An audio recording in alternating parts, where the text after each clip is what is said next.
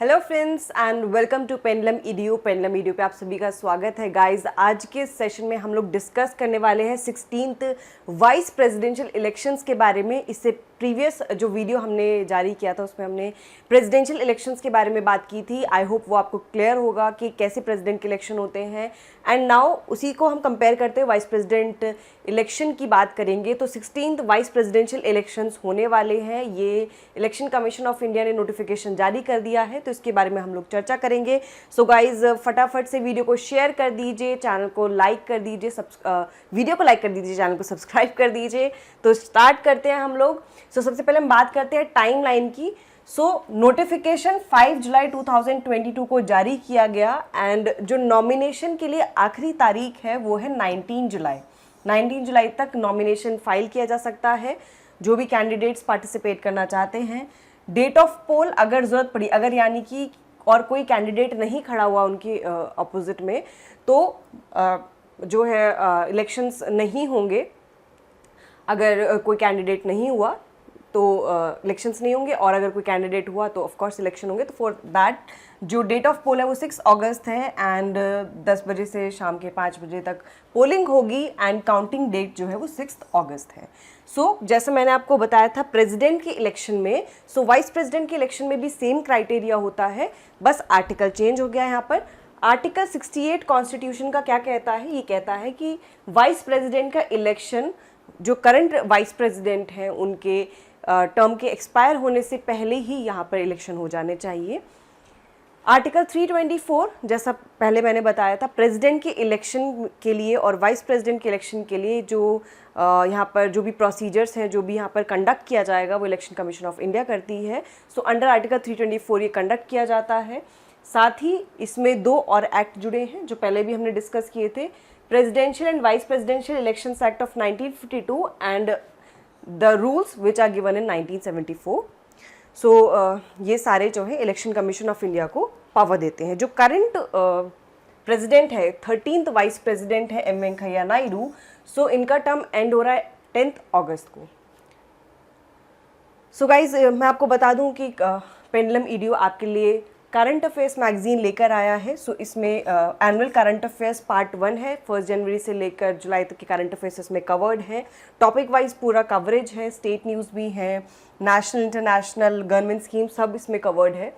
ये ई बुक, ठीक है, ई बुक वर्जन भी है, इसका प्रिंट वर्जन भी अवेलेबल है। Same goes for banking one, इसका भी print version as well as e book version दोनों अवेलेबल है। तो गाइज आप परचेज करिए आज ही, यहाँ पर आप कोड यूज़ करिए पेंडलम ईडीयू, आपको अप टू 40 रुपीज़ ऑफ मिलेगा। इसके अलावा गाइज और भी बुक्स यहाँ पर है, ई बुक्स अवेलेबल हैं। For that you can visit our website.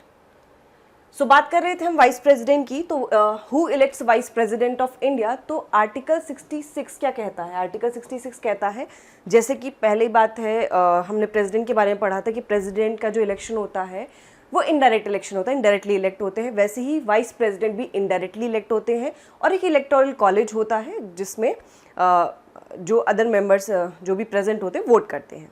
अब जब प्रेसिडेंट के इलेक्टोरल कॉलेज की हम बात कर रहे थे, तो हमने वहाँ पे चर्चा की थी कि मेंबर्स ऑफ पार्लियामेंट, जो इलेक्टेड मेंबर्स हैं, वर्ड वहाँ पर था elected members of parliament, vote करेंगे। लोकसभा एंड राज्यसभा के जो मेंबर ऑफ पार्लियामेंट है इलेक्टेड वाले, एज वेल एज जो लेजिस्लेटिव असेंबलीज के इलेक्टेड मेंबर्स हैं वो वोट करेंगे। इसके अलावा अब यहाँ पर जब हम बात कर रहे हैं वाइस प्रेसिडेंट की, तो वाइस प्रेसिडेंट का जो इलेक्टोरल कॉलेज होता है, इसमें कौन कौन प्रेजेंट होता है? इसमें राज्यसभा के मेंबर्स प्रेजेंट होते हैं, लोकसभा के मेंबर्स प्रेजेंट होते हैं, बस, ठीक है। इसमें नॉमिनेटेड भी प्रेजेंट होते हैं, इलेक्टेड भी प्रेजेंट होते हैं। तो ये दोनों में डिफरेंस है, ये डिफरेंस बहुत अच्छे से समझिएगा। प्रेसिडेंट और वाइस प्रेसिडेंट के इलेक्शन के बीच में यही क्वेश्चन आपको फंस सकता है। जब वाइस प्रेसिडेंट की इलेक्शन की हम बात कर रहे हैं, ये कैसा इलेक्शन होना चाहिए? It should be by proportional representation, same जो हमने प्रेसिडेंट के केस में पढ़ा था, by means of single transferable vote, vote में प्रेफरेंसेस होते हैं, एंड थ्रू सीक्रेट बैलेट, तो सीक्रेट बैलेट से होगा। सेम वही क्राइटेरिया है, बस जो इलेक्टोरल कॉलेज है दोनों का डिफरेंट होता है। करेंटली हम बात करें 2022 के इलेक्शन में 233 इलेक्टेड मेंबर्स राज्यसभा के पार्टिसिपेट करेंगे, 12 नॉमिनेटेड मेंबर्स राज्यसभा के पार्टिसिपेट करेंगे, and 543 elected members of Lok Sabha इसमें पार्टिसिपेट करेंगे। इसमें कौन नहीं प्रेजेंट होगा इस इलेक्टोरल कॉलेज में? Members of state legislative assemblies present नहीं होंगी, जबकि जो इलेक्टेड मेंबर्स होते हैं स्टेट लेजिस्लेटिव असेंबली की वो प्रेसिडेंट के इलेक्शन में प्रेजेंट होते हैं। I hope this is clear. अब आगे बात करते हैं वोटिंग की। हम बात करें यहाँ पर जो वोट वैल्यू होता है, क्योंकि सिर्फ एमपीज यहाँ पर वोट करते हैं तो वोट वैल्यू सिंगल होता है, हर एक एमपी का एक वोट वैल्यू होगा। In the system elector has to mark preferences, जैसा प्रेसिडेंट के चुनाव में होता है वैसे वाइस प्रेसिडेंट के चुनाव में होता है कि जो कैंडिडेट्स की लिस्ट है उसके अगेंस्ट आपको प्रेफरेंसेस मार्क करने होंगे, एंड जिसको भी इलेक्टोरल कोटा जो भी होता है जिसको मिल जाएगा, जिसको अचीव हो जाएगा, जो वैल्यू है वो आ जाएगी या उससे ज़्यादा आ जाएगी, तो that would be declared winner. अच्छा, इसके अलावा जो सेक्रेटरी जनरल है लोकसभा के, he will be appointed as returning officer. जब प्रेसिडेंट के इलेक्शन की बात थी तो जैसे मैंने बताया था कि वहाँ पर राज्यसभा के जो सेक्रेटेरिएट है, सेक्रेटरी जनरल है, that will be the returning officer. And इस केस में वाइस प्रेसिडेंट के जो चुनाव है इसमें secretary general of Lok Sabha he will act as the returning officer. इसके अलावा जो भी इलेक्शन से संबंधित डिस्प्यूट्स हैं उनको सुप्रीम कोर्ट देखता है, president as well as vice president के इलेक्शंस के केस में, एंड उसका डिसीजन फाइनल वहाँ पर होता है। अब यहाँ पर बात करते हैं नॉमिनेशन की। तो जो नॉमिनेशन प्रोसेस है यहाँ पर थोड़ा सा डिफरेंस है दोनों के नॉमिनेशन में। प्रेसिडेंट के केस में हमने क्या बताया था? जब हमने प्रेसिडेंट की बात की थी तो हमने कहा था कि 50 प्रपोजर्स होने चाहिए एंड 50 सेकेंडर्स होने चाहिए, यही बात की थी हमने। 50 प्रपोजर्स एंड 50 सेकेंडर्स होने चाहिए, ठीक है। तो यहाँ पे डिफरेंस यहीं पे आता है, वाइस प्रेसिडेंट के नॉमिनेशन के लिए जो सब्सक्राइबर है वो एटलीस्ट 20 प्रपोजर्स होने चाहिए और 20 इलेक्टेड सेकेंडर्स के तौर पर होने चाहिए। तो ये यहाँ पर मेन डिफरेंस है। बाकी जो सिक्योरिटी डिपॉजिट अमाउंट है 15,000 दोनों के केस में सेम है, एंड जो कैंडिडेट है मैक्सिमम 4 नॉमिनेशन पेपर्स को फाइल कर सकता है, एंड जो इलेक्टर्स हैं, जो सेकेंडर्स है, जो प्रपोजर है, या तो वो प्रपोजर ही हो सकते हैं या सेकेंडर ही हो सकते हैं, दोनों नहीं हो सकते हैं। तो आपको सेपरेटली 40 पीपल चाहिए इस चीज़ में नॉमिनेशन फाइल करने के लिए। अब बात करते हैं कि who can become vice president of India. Vice president बनने के लिए क्या एलिजिबिलिटी क्राइटेरिया? सबसे पहले सिटीजन ऑफ इंडिया। तो क्योंकि कॉन्स्टिट्यूशनल पोस्ट जो है उसके लिए मेजर यही क्राइटेरिया है कि सिटीजन ऑफ इंडिया होना चाहिए, जैसा प्रेसिडेंट के लिए भी है कि सिटीजन ऑफ इंडिया होना चाहिए। सेकेंड क्राइटेरिया क्या है? 35 ईयर्स ऑफ एज होनी चाहिए, सेम गोज फॉर प्रेसिडेंट। इसके अलावा he must be qualified for elections in the same way as the member of Rajya Sabha. जो राज्यसभा का सदस्य बनने के लिए जो जो क्वालिफिकेशंस चाहिए, अगर वो क्वालिफिकेशंस फुलफिल हो रही हैं तो वो पर्सन जो है नॉमिनेशन फाइल यहाँ पर कर सकता है। लेकिन जब हम प्रेसिडेंट की बात कर रहे थे तो वहाँ पर यही वाली चीज़ जो चेंज हो गई थी। वहाँ पर क्वालिफिकेशन क्या होनी चाहिए थी? In the same way as the member of Lok Sabha, ठीक है। ये यहाँ पर डिफरेंस है। इसके अलावा कोई भी ऑफिस ऑफ प्रॉफिट होल्ड नहीं करना चाहिए। अब यहाँ पर जो प्रेसिडेंट वाइस प्रेसिडेंट का ऑफिस है उसे ऑफिस ऑफ प्रॉफिट के अंतर्गत नहीं माना गया है।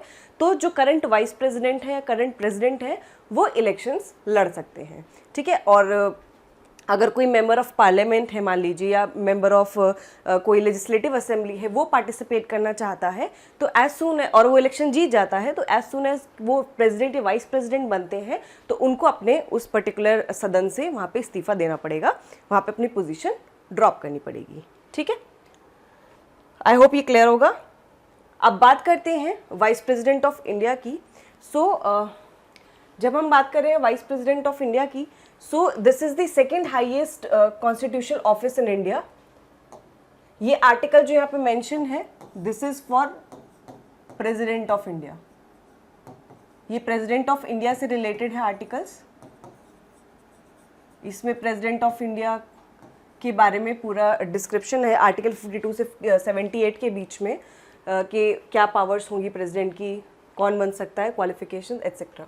सो यहाँ पर second highest constitutional office in India कौन सा है? वाइस प्रेसिडेंट ऑफ इंडिया का है।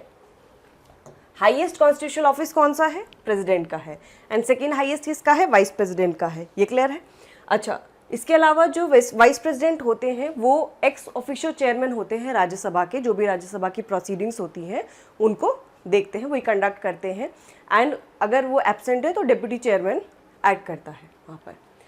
इसके अलावा उनका कार्यकाल 5 साल का होता है। रेजिग्नेशन दे सकते हैं वो समय से पहले, प्रेसिडेंट को अपना रेजिग्नेशन सौंपते हैं, प्रेसिडेंट अपना रेजिग्नेशन वाइस प्रेसिडेंट को सौंपते हैं, ठीक है। इसके अलावा रिमूवल हो सकता है उनका। इम्पीचमेंट, एक फॉर्मल प्रोसेस ऑफ इम्पीचमेंट की आवश्यकता यहाँ पर नहीं होती। प्रेसिडेंट के केस में आर्टिकल 61 में जैसे मेंशन है इम्पीचमेंट होगा।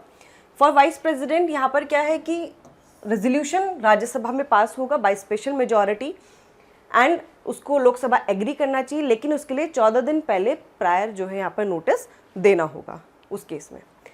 इसके अलावा अगर ऑफिस वैकेंट होता है रेजिग्नेशन, रिमूवल या डेथ की वजह से, तो इलेक्शंस यहाँ पर होने चाहिए, लेकिन एज सुन एज पॉसिबल होने चाहिए। ऐसा कुछ मेंशन नहीं है कि अगर वाइस प्रेसिडेंट ऑफिस में नहीं होंगे तो कौन मतलब कौन वहाँ पर पोजीशन लेगा या फिर वो पद रिक्त रह सकता है नहीं रह सकता, उस पर मेंशन नहीं, जैसे प्रेसिडेंट के केस में था कि वो ऑफिस कभी खाली नहीं रह सकता है। जब vice president as president act करते हैं तो वो राज्यसभा के चेयरमैन के तौर पर कार्य नहीं करते हैं। उस टाइम पे डिप्टी चेयरमैन जो होते हैं वो टेक ओवर करते हैं, हाउस की प्रोसीडिंग्स को वो लीड करते हैं, ठीक है। सैलरी कितनी है वाइस प्रेसिडेंट ऑफ इंडिया की? करंटली 4 लाख है, ठीक है। यहाँ तक क्लियर है सभी को? So guys, this was all about the vice presidential elections. I hope आपको क्लियर हुआ होगा। प्रेसिडेंशियल इलेक्शंस के बारे में जानने के लिए आप गिवन लिंक पे भी जा सकते हैं। एंड इसके अलावा गाइज हमारी वेबसाइट pendulumedu.com को ज़रूर विजिट करिए। वहाँ पर स्टडी मटेरियल अवेलेबल है, वीडियो कोर्सेज हैं, वोकैबुलरी है आपकी, द हिंदू वोकैबुलरी प्रेजेंट है, करंट अफेयर्स हैं, ई बुक्स प्रेजेंट है। आप क्विज़ेस अटेम्प्ट कर सकते हैं, मॉक टेस्ट अटेम्प्ट कर सकते हैं। अगर बैंकिंग की तैयारी कर रहे हैं तो बैंकिंग अवेयरनेस स्टडी कर सकते हैं। So various study materials available है आपके प्रैक्टिस के लिए। सो गाइज ज़रूर विजिट करिए एंड चैनल को सब्सक्राइब करना नहीं भूलिएगा।